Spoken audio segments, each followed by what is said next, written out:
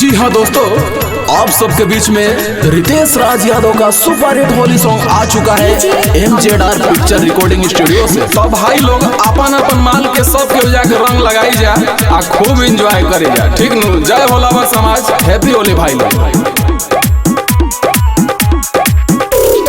लफड़ा न होखे इज्जत रही चाहे प्यार के।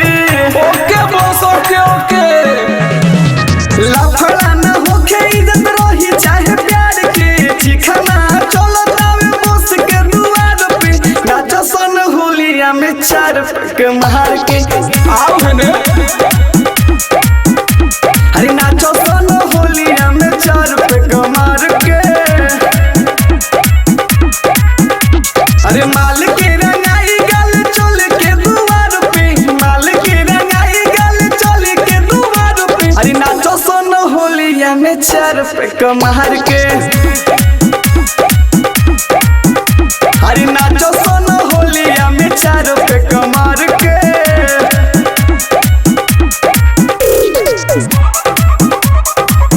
Recording by MZR Pictures.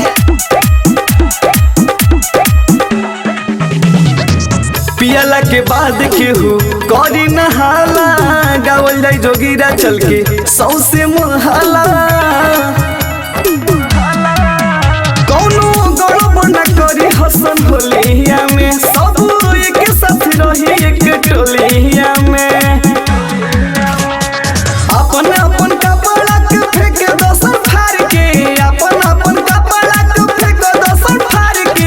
नाचल जाई होलिया में चार पैक मार के।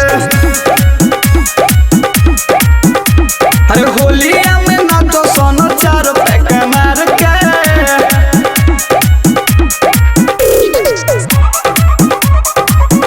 Recording by MZR Pictures.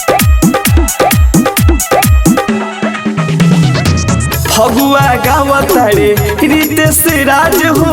भाई लालू लाल केहू करे ना बाबल हो।